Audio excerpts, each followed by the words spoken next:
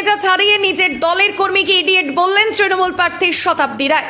বুধবার সকালে দুবরাজপুর ব্লকের হেতমপুর পঞ্চায়েত এলাকা থেকে নির্বাচনী প্রচার শুরু করেন বীরভূম লোকসভা কেন্দ্রের তৃণমূলের প্রার্থী শতাব্দী রায়। এরপর বালিজুড়ি পঞ্চায়েতের মঙ্গলপুরে খাগেশ্বর শিব মন্দিরে পুজো দেওয়ার পর স্থানীয় মানুষের প্রশ্নে মেজাজ হারালেন তৃণমূল প্রার্থী। স্থানীয় সূত্রে খবর, বালিজুড়ি পঞ্চায়েত এলাকায় কি উন্নয়ন হয়েছে, সেই সঙ্গে জলের ট্যাঙ্কের বরাদ্দ হওয়া টাকা ফেরত গেল কেন, একাধিক প্রশ্নে মেজাজ হারালেন বিদায়ী সাংসদ। এতটাই উত্তেজিত হয়ে পড়েন শতাব্দী রায় যে তিনি নিজের দলের কর্মীকে ইডিয়েট বলেন।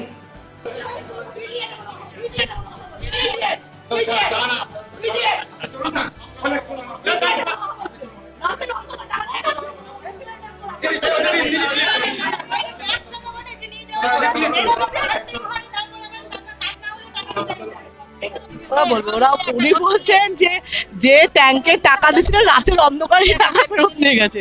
এটা তো হয় না, এটা তো ব্যাংক টু ব্যাংক ট্রান্সফার হয়, এটা কি আর ক্যাশ টাকা ফেরত নিয়ে যাওয়া?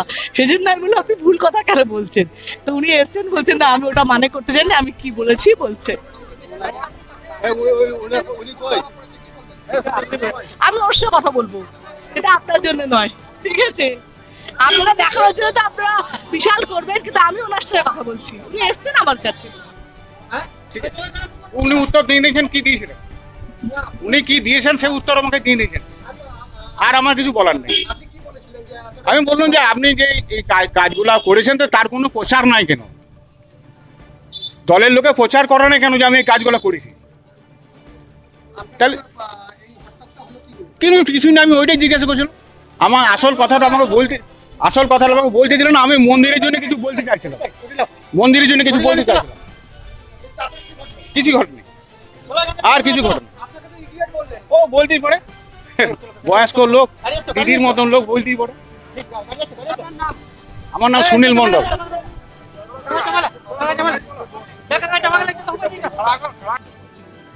মেজাজই নয়, হারানোর প্রশ্ন।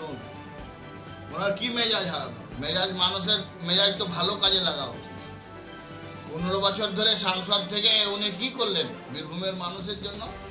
স্বাভাবিকভাবে এতদিন কোনো জায়গায় দেখা পাওয়া যায়নি। বীরভূমের মানুষ বলেছে দিদি তোমার দেখা নাই রে, তোমার দেখা নাই।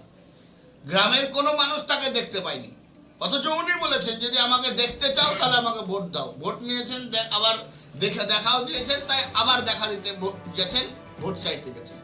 সুতরাং এই সময় মানুষ তাদের চাওয়া পাওয়া, মানুষ তাদের অধিকার বুঝে নেবেন। এই যদি কেউ বলে সে তৃণমূল কংগ্রেসের যারা কর্মী, তার প্রান্তিক কর্মী, তারাও তো মানুষ। তো মানুষ তাদের অধিকার সম্বন্ধে যদি কেউ প্রশ্ন করে, তাতে যদি কেউ মেজাজ হারান, তো তার মেজাজটা কীরকম সেটা নিয়েই আমাদের কোশ্চেন থাকছে। তৃণমূল কংগ্রেস দলটাই তো অগণতান্ত্রিক, সংবিধান বিরোধী। সংবিধান বিরোধী শব্দ ব্যবহার করবে, এটাই অভিপ্রেত তৃণমূল কংগ্রেসের জন্য।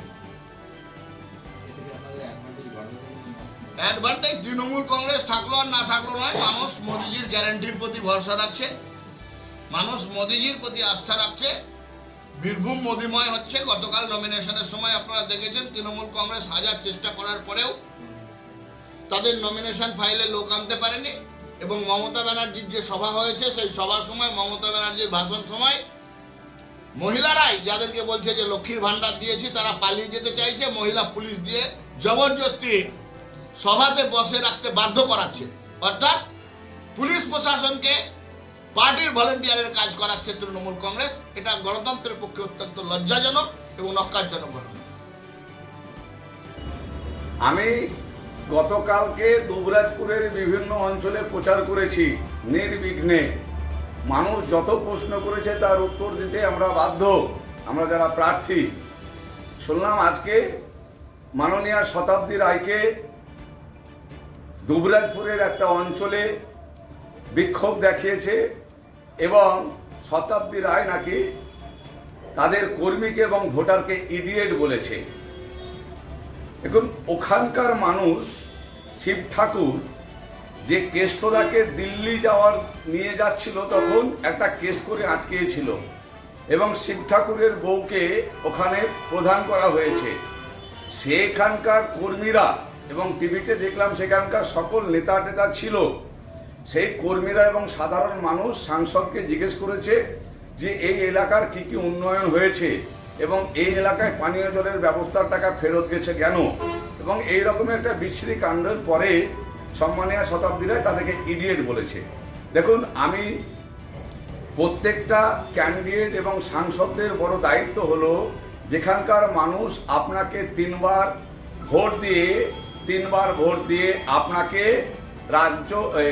লোকসভায় পাঠালো, সেখানকার মানুষের অবশ্যই অধিকার আছে আপনাকে প্রশ্ন করা এবং আপনি বাধ্য সেই প্রশ্নের উত্তর দেওয়া। তা না করে আপনি ইডিয়েট বলেছেন।